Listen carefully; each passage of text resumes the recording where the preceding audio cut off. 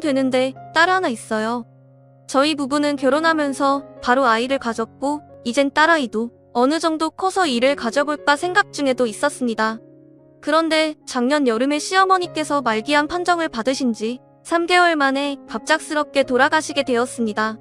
시골에 혼자 계신 시아버지가 늘 마음에 쓰였던 우리 부부는 주말마다 방문했습니다. 시아버지는 시어머니를 갑자기 잃은 큰 슬픔에 많이 우울해 보셨습니다. 한참 이쁠 소녀를 보면서 잠깐이라도 슬픔을 잊으시는 것 같긴 했지만 마음이 많이 아팠습니다. 그래도 거리도 만만치 않았지만 다녀오고 나면 조금만 편했습니다. 하지만 늘 떠나올 때에 아쉬워하는 시아버지 모습이 안쓰럽게 느껴졌습니다. 그래서 추워지기 전에 아무도 없는 집에서 홀로 남아 우울해하시는 시아버지를 저는 남편과 상의 끝에 저희 집에서 함께 살자고 했고 남편은 어려운 결정해줬다며 많이 고마워했습니다. 시아버지께도 아까를 말씀드렸더니 흔쾌히 고맙다며 늙은이가 짐이 되어서 미안한다고 하셨습니다. 그리고 더 추워지기 전에 저희 부부는 시아버지 모셔오게 되었습니다. 시아버님은 함께 살기 시작하면서 저희 딸과도 잘 놀아주셨고 종종 환하게 웃으시며 행복해하시는 것 같았습니다. 저도 이렇게 아침 저녁으로 가까이에서 챙겨드릴 수 있어서 한결 마음이 편했습니다. 그리고 딸아이 아침 등원도 하원도 아버님께서 손수 맡아서 해주셨고 딸아이도 할아버지를 잘 따랐습니다. 그래서 저도 서서히 일을 알아보려는 욕심도 생겼고 그저 아버님께 울려 감사했습니다. 그러던 어느 날 남편이 출장 가게 되었다면서 2박 3일 일정량으로 혼자 아버님을 모시게 해서 미안하다며 중국으로 떠났습니다. 그리고 최대한 빨리 끝내고 돌아오겠다는 말도 잊지 않았습니다. 하지만 저는 이미 시아버님이 그리 불편하게 느껴지지 않았기에 걱정 말고 일 잘 끝내고 잘 돌아오라고 했고 남편을 보냈습니다. 똑같은 일상이었습니다. 아버님께서 딸을 등원시켜주시고 헬스를 하시고 수영도 하시고 동네 기원에 들러서 바둑을 두신 후에 새롭게 사본 친구분들과 점심을 드시고 딸아이를 하원시켜서 집으로 데리고 오셨습니다. 이틀은 그렇게 빠르게 지나갔습니다. 그런데 출장 마지막 밤 저녁 식사 후 딸아이를 시켜서 재워놓고 아버님께 인사를 드리려고 노크를 하였습니다. 그런데 방 안에서 시어머님의 사진을 들여다보며 슬픔에 잠긴 시아버님을 보게 되었습니다. 순간 알 수 없는 연인을 느꼈습니다. 아버님 어머님 생각 많이 나시나 봐요. 오늘 저랑 위스키 한잔 하시겠어요? 했습니다. 시아버님은 그래 오늘은 좀 마셔야 잠이 올 것 같다. 한잔 하자고나 하셨고요. 시아버지와 저는 한두 잔 위스키로 훌쩍이며 시어머니와 관련된 추억을 회상하면서 많은 이야기를 나누게 되었습니다. 시아버님 결혼 당시에는 연애라는 게 흔하지 않던 시대였답니다. 시아버님은 대학 시절 좋아하던 여자가 있었고 집안의 격차로 헤어지게 되었답니다. 그러던 중 시어머니가 인연이 닿아서 선을 보게 되었답니다. 그 당시 시아버님은 공직에 있으셨군요. 시어머님의 약대를 막 졸업한 여대 졸업생이었답니다. 그런데 시아버지께서 시어머니가 그리 마음에 들지 않으셨답니다. 또한 시어머니도 시아버지를 별로 대표하지 않으셨답니다. 하지만 어른들의 추진으로 아버님과 어머님 결혼을 하셨답니다. 같은 지역에서 오랜 기간 지방 간에는 친분이 있는 상황이었답니다. 그래서 살면서 정이 들었고 시어머니께서 잘해주시니까 고맙고 미안했다고 합니다.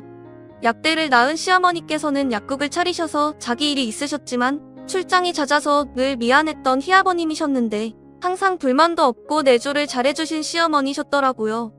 이제야 생각하니 잘해준 게 없었다고 속상하다고 하셨습니다. 그래서 지금 이렇게 마음에 걸린다며 눈물을 보시더군요. 저는 시아버지를 조용히 안아주셨습니다. 그러면서 아버님을 토닥이다가 아버님과 포옹을 떼었는데 묘한 분위기 쌓이게 되었습니다. 이미 술은 취해서 다른 생각이 나질 않았습니다. 그냥 그대로 우리들은 실수해버렸습니다. 다음날 저는 시아버님께 어젯밤은 실수였다. 다시는 이런 일은 없을 것이라고 말씀을 드렸습니다. 그리고 우리에게 있었던 일을 비밀로 하자고 비밀을 꼭 지켜달라고 부탁을 드렸습니다. 아버님도 동의해 주셨습니다. 남편의 약속대로 출장 스케줄을 끝내고 돌아왔습니다. 남편이 돌아온 후 저희 생활에는 큰 변화가 없었습니다. 그런데 그 일이 있은 한 달 후 남편 의식이 있어서 좀 늦는다고 연락을 받고 시아버지와 딸과 저녁 식사 후 설거지를 하는데 누군가가 갑자기 우리를 안았습니다. 놀라서 뒤돌아보니 시아버지였습니다. 아버님이 왜 이러세요 했더니 내가 자꾸 띠가 생각난다. 나 어쩌니 하시는 거예요? 저는 파르르 떨렸습니다. 딸아이가 거실에서 영화를 보고 있어서 더 큰 소리를 내지 못하고 아버님 그만하세요. 조용히 시아버님이 팔을 푸시고 본인 방으로 들어가셨습니다. 저는 그 밤이 너무 길었습니다. 설거지를 마무리하고 아이를 데리고 방으로 들어갔습니다. 남편은 12시가 다 되어서야 집으로 왔습니다. 이 상황을 어떻게 감당해야 하는지 정말 내가 이렇게 벌을 받는구나 생각되었습니다. 다음 날부터 시아버지는 눈도 안 마주치시려 하였습니다. 그래도 오히려 이게 편했습니다. 그러나 딸 등원과 하원은 여전히 전당을 하시더군요. 저는 시아버지와 함께 사는 것을 너무 쉽게 생각한 제 자신이 미웠습니다. 하지만 시간이 지나면 묻힐 거라고 제 스스로에게 안심을 시켰습니다. 시아버지는 어느 날 몸이 안 좋다면서 딸아이만 등원을 시키시고 집으로 돌아오셨습니다. 저는 그 틈을 타서 청소기를 돌리고 있었고요. 그런데 시아버님이 제게 오시더니 청소를 대신해 주겠다며 제 손목을 잡으셨습니다. 저는 그 상황에 너무 불편해서 손을 뿌리치고 나와버렸습니다. 제가 진짜 벌을 받아 마땅한 일이지만 남편에게만큼은 비밀로 하고 싶었습니다. 그런데 이런 현실에 지쳐갑니다. 주말에 남편이 바람을 쐬러 가자고 했습니다. 몸도 마음도 불편했지만 남편이 모처럼 시간을 냈다고 했기에 딸아이와 아버님도 함께 시외로 드라이브를 갔습니다. 우리는 잘 꾸며진 잔디가 있는 음식점에 다 밥을 먹고 돌아오는 길에 자꾸 예쁜 카페에 들러서 차도 마시게 되었습니다. 딸아이와 시아버지가 사진을 찍는다며 카페 밖으로 나가고 저와 남편이 단둘이 남겨졌습니다. 남편이 말하더군요. 힘들지 여보. 그리고 정말 고마워. 그리고 잊지 않을 때 앞으로 더 잘할게. 저는 그만 그 자리에서 목이 메어 울어버렸습니다. 제가 무슨 염치로 어떤 말을 하겠어요. 아니 전 괜찮아요. 여보가 밖에 할 말이 없었습니다. 저는 시아버지를 이제 그만 모셨으면 한다는 이야기를 하려고 기회만 보고 있었는데 남편이 저리 나오니 저는 어떻게 하나요? 그리고 요즘 들어서 시아버님은 운동을 더 열심히 하십니다. 늘 하시던 수영과 헬스에다가 주말에는 등산도 다녀오십니다. 그러시면서 늙어서 내가 아프면 너희들 고생시키는 거라고 하십니다. 시아버님은 남편에게도 운동을 권하시지만 너무 바쁜 남편은 밤늦게 들어와서 새벽이면 출근을 하니 보통 운동할 시간이 없다고 합니다. 남편의 이렇게 건강관리 힘쓰시는 시아버지를 존경한다고도 하네요.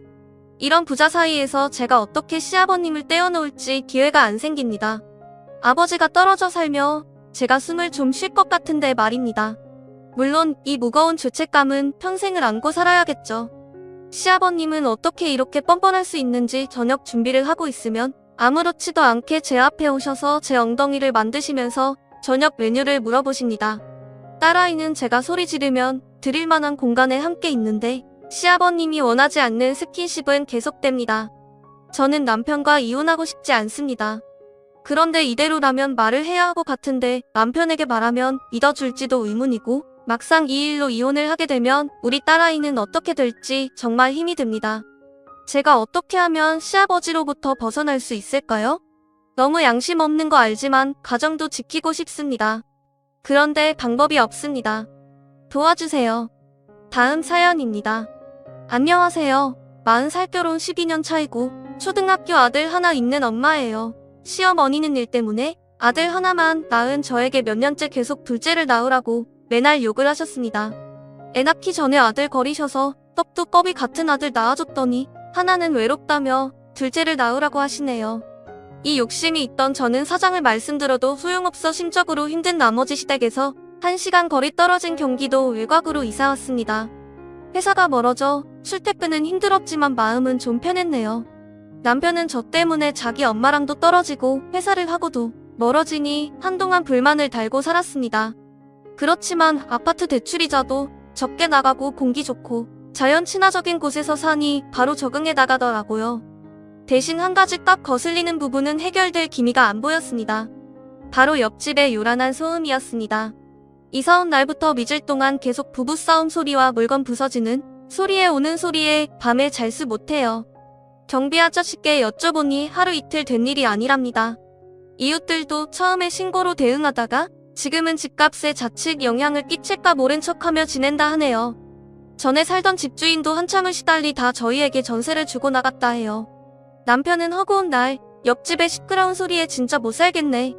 주인한테 이거 얘기해야 하는 거 하며 짜증은 냈지만 저는 집의 문제도 아니고 옆집 가정 불화 문제를 집주인 이 분수로 해결해 그나저나 이집 여자 안 됐다 하며 좋게 말하고 참자고 했죠.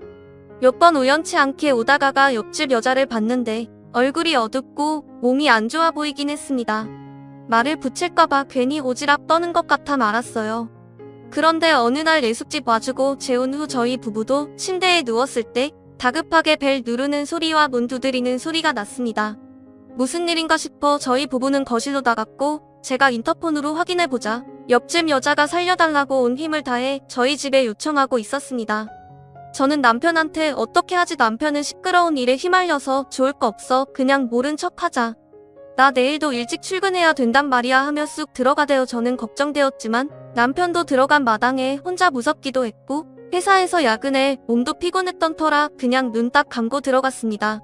이불 속에서 숨죽여 있는 동안 경찰차 소리와 구급차 소리가 오고 가며 아파트가 소란스러워 있네요. 다음날 저는 출근하다가 경비 아저씨한테 물어봤습니다. 그러자 경비 아저씨는 어제 난리도 아니었어요. 애 아빠가 애 엄마한테 심하게 폭행을 했나 보더라고요. 애가 난리던 중에 다쳤나 본데 옆집인데 모르셨어 이러는데 괜히 마음이 찔리고 안 좋더라고요. 옆집도 우리 아들 또래 딸하면 키우는 것 같았는데 부부싸움에 아이까지 다쳐다니 모른 척했다는 죄책감이거든요. 오다가가 옆집을 신경 썼지만 절간 같이 한동안 조용했습니다. 일주일 정도 지났을 때 퇴근하고 집에 도착했는데 엘리베이터에서 옆집 여사장 딱 맞췄네요. 아마 그날 다친 듯 팔깁스를 하고 있더군요. 기분 상이었던지 여자는 저를 노려보는 것 같았지만 제가 시선을 느끼고 마주보자 말을 걸었습니다. 얼마 전에 이사 오신 저희 이웃분 맞으시죠? 저번에 제가 문 두드리는 거 모르셨어요. 인사폰 받는 소리가 나서 도와주실 줄 알았거든요. 원망이 섞인 옆집 여자의 말을 전 무조건 놀랍과 자가 뗐습니다. 아이 얘기를 들었다며 아이는 괜찮냐고 말을 돌려 물었죠. 옆집 여자는 유감스럽게 말했네요. 저를 막아주려다 머리를 좀 다쳐서 병원에 입원했어요. 못난 부모 만나 마음도 많이 갇힌 것 같아 정신과 치료도 같이 받기로 했네요. 이집 여자의 남편은 경찰에서 가정폭력 혐의로 접근 금지 명령을 받았지만 불안하기만 하다 하면서 눈시울을 붉히는데 같은 여자로서 마음이 짠하더군요. 여자 팔자 뒤움밥 팔자라고 남자 잘못 만나면 인생절이 꼬이니 제 처지와 비교되며 전 행복하다고 느꼈네요. 그런데 엘리베이터에서 내리자 시어머니가 문 앞에 계시더라고요. 어머니 어떻게 연락도 없이 오셨어요? 하니 시어머니 한숨을 길게 쉬며 다들 바쁜지 연락이 안 돼서 너희 퇴근 시간에 맞춰 무작정아 기다리고 있었다. 다음엔 집안에 들어와 있게 기번 좀 다오하며 요구하시더군요. 제가 일단 모른 척하며 들어가자 하지 옆집 여자가 말을 끼어들며 안녕하세요. 언니 시어머니신가 봐요. 저 옆집 살고 있거든요. 저희 집 늘 사람이 있으니까 벨 누르시고 저희 집에 계시다가 가세요라고 싹싹하게 되었는데 아니 언제 봤다고 제게 언니라고 하는지 당했네요. 저보다 어린 것 같긴 했는데 오늘 처음으로 말 섞어봤는데 언니 동생 할 사이는 아니지 않나요? 우리 며느리보다 젊어 보이는데 사람 참 살갑네. 혹시 저녁밥 잡수셨어? 안 먹었음 반찬 넉넉하게 만들어 왔는데 같이 먹어요 하시는데 옆집 여자 기다렸다는 듯 덥석 감사하다고 말하며 저희 집으로 들어왔습니다. 얼마 안 가 남편도 도착했고 어머님과 옆집 여자를 보고 덩달아 당황했지만 내색 않고 다같이 식사를 했습니다.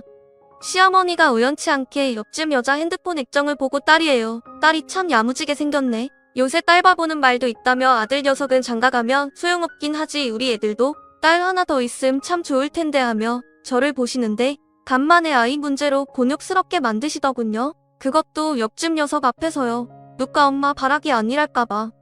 남편은 그 말을 받아 선한다는 말이 저도요 엄마. 우리 회사 동료가 이번에 늦둥이로 셋째 딸을 낳았는데 애교가 많다고 그렇게 자랑을 하더라고요. 딸이 그렇게 예쁘다면서요? 하고 옆집 여자한테 묻자 여자는 저를 일끗 보면서 자식이 다 귀엽고 똑같죠. 저도 딸 하나라서 아들 있으면 좋을 것 같긴 했는데 포기했어요.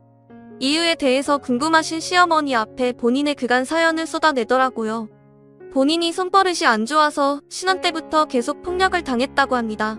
임신할 때 빼고는 항상 폭력에 노출되어 있었대요. 돈은 잘 벌어다줘. ATM 기계라는 생각하고 딸 생각에 버텼다는데 살살 이혼해야 한다 한들 경제적 자립 능력이 없어 쉽게 결정할 수 없다 하며 울더군요. 시어머니는 옆집 여자 신세가 가였다며 이웃 사촌 좋은 게 뭐겠냐고 저희 부부한테 잘 좀 챙겨달라고 도와주라더군요.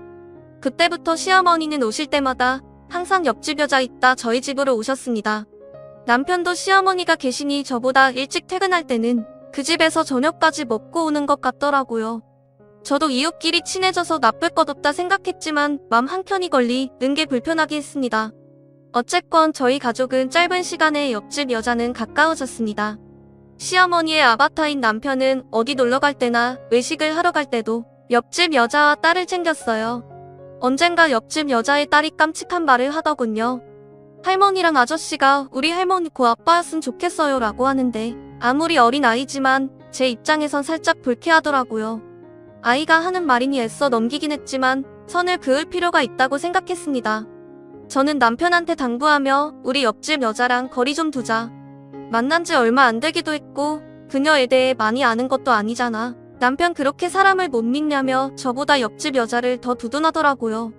제가 성질을 내고 몇 번 더 얘기를 알아먹게 하고서야 남편 대우수 구하고 알겠다. 미치로 회사에서 근무하고 있는데 시어머니께 연락이 오더라고요.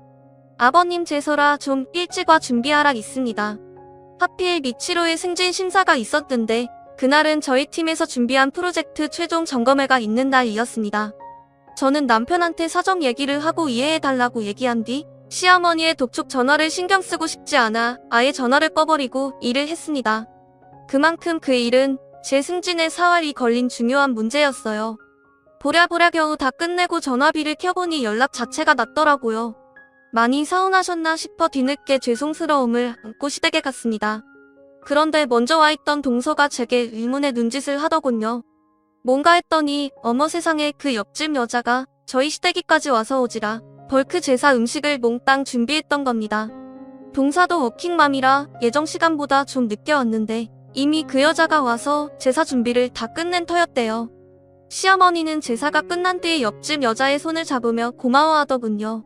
아이고 오는 수고 많이 써요. 며느리 둘이는 것보다 애기 엄마가 훨씬 든든하네. 아들 하나만 더 있으면 며느리 맞은 딱인데 아까워 죽겠어라고 하니 옆집 여자가 한다는 말이 저 이제 남편이라고 완전 이혼했어요. 나중에 좋은 사람 있으심 소개시켜주세요. 어머니라고 말하자 시어머니는 그런 쓰레기라 이혼 잘했다고 얼른 좋은 사람을 알아봐야겠다며 오지랖을 띄셨네요.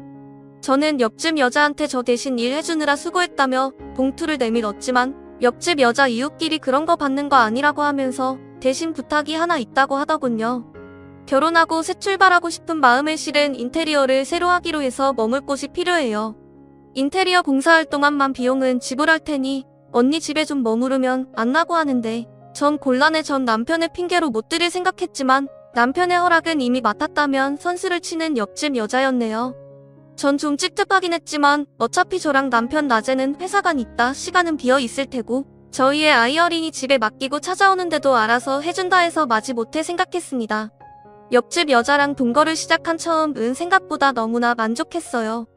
각자의 아이들도 너무 잘 지냈고 제가 야근 있을 때면 애밥까지 다 챙겨주니 부담 없이 일에 몰두할 수 있었습니다. 집안일도 깔끔하게 잘하고 차라리 이참에 가서 도우미로 부탁 좀 해볼까 생각도 있어요. 전 덕분에 목표했던 승진을 하게 되었고 승진하자마자 외국에 출장을 일주일 정도 다녀오게 되었습니다. 뾰루퉁할 줄 알았던 남편은 외로 밝은 기색으로 저한테 건강하게 잘 다녀오라더군요. 옆집 여자도 아이 걱정 말고 잘 다녀오라고 하는데 이런 얘기 그 말이 왜 그토록 불안했던지 나중에서야 알게 되었습니다. 전 외국에서 회사에 대해 일절 마친 후 비행기 오버부킹으로 직항을 타게 되면서 예상 시간보다 일찍 한국으로 도착하게 되었어요. 손에는 면세점에서 산 남편과 옆집 아이들 선물이 치워져 있었습니다. 집에 도어락을 여의 신발장 앞에 여자 슬리퍼 한 켤레 있더군요. 그때 새벽 5시였는데 어째서 제 것이 아닌 여자 슬리퍼가 거기 있었던 걸까요? 이상하게 집의 공기마저 묘하게 달라짐을 느꼈습니다. 고마움에 진득 사온 선물이 무색해지며 전 천천히 제 방으로 가 문을 열었고 그 앞에서 믿지 못할 일을 보고야 말았습니다. 둘이 내 방에서 뭐하는 하며 기막힌 소리를 질렀는데 저희 부부 침대 남편과 옆집 여가 같이 누워있는 게 아니겠어요. 제가 예상보다 일찍 도착해 미처 파악을 못했던 거죠. 전 치솟는 분노에 두 연놈을 때려잡기 위해 옆집 여 머리채를 잡아 끌어당겼습니다. 여자의 악한은 외마디 비명이 들리기도 전에 남편이 옆집 여자를 보호하며 절 밀치더군요. 이게 무슨 짓거리야, 얘기를 하면 될 것이지 다짜고짜 왜 폭력부터 휘둘러 하는데. 전 비참한 얼굴로 남편의 뺨을 주먹으로 날려 울부짖습니다. 어떻게 날 두고 이럴 수가 있어, 니들이 사람이야, 새끼를 한 집에 있는데. 부끄럽지도 않아 하니 남편은 옆집 여자를 자기 뒤에 김춤해 얘기하더군요. 미안하긴 한데 기왕 이렇게 된 거 부끄럽지 않기에 나 이 여자는 잘 살아보고 싶어. 당신은 어차피 가족보다 일이 더 소중한 여자야. 당신은 그렇게 좋아하는 일 평생 하면서 살아라. 나도 우리 태어날 아이 재롱 좀 보면서 가족 행복 느낌이라 더 살게 하며 옆집 여자가 임신했다. 벌써 2개월 되었다는데 저는 그대로 주저앉고 말았습니다. 도대체 언제부터 그런 사이냐고 옥정이 무너져 울었더니 그건 이제 와서 알 필요 없다면 무조건 이혼하자 합니다. 옆집 여자는 뻔뻔스럽게 입을 놀리더군요. 언니가 싫어하시는 제사나 집안에 아이 낳는 것까지 제가 책임질 테니 언니가 가정 그냥 쳐주시고 원하는 거 찾아가세요라고 하는데 저 부려 우 같은 년을 잡아서 치기 위해 덤벼들었으나 남편의 제지에다가 떨어져 한없이 울기만 했습니다. 나중에 알고 보니 옆집 년은 예전에 자기가 도와달라 배를 눌렀을 때 제가 자기와 딸을 모른 척한 것에 대해 앙심을 품고 있더라고요. 남편이 중간에서 무슨 말을 했던 모양입니다. 정작 모른 척하자 그런 건 남편이었는데 아기사 옆집 여자는 어차피 스스로에게 가정 배선 핑계며 변명 이뿐일 텐데 그 여자한테는 제가 그런 여자란 게 밤이 편하겠죠. 사이에 시어머니가 연락이 왔더라고요. 좋은 게 좋은 거라는 말 알지. 나는 새로 태어날 손주도 보고 싶고 이제 일하는 며느리 말고 가정덕 유면을 보고 싶다. 나도 생전 우리 아들 대접받고 기패는 것은 보자. 이번엔 네가 양보해라. 뭘 양보해요? 제 가정을요. 어머니한테 가정이 굳게 양보가 되는 건가요? 그래도 어쩌겠니? 애까지 가진 마당에 네가 물러서야지. 나한테는 손귀한 집안의 둘째 품은 귀한 아이다 하시는데 저는 싱호를 비웃었네요. 저 죽어도 이혼 못해 죽어요.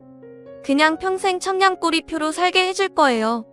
이거 다 녹음되고 있으니 어머니는 이혼 종용하신 걸로 제게 위자료 주실 각오나 하세요.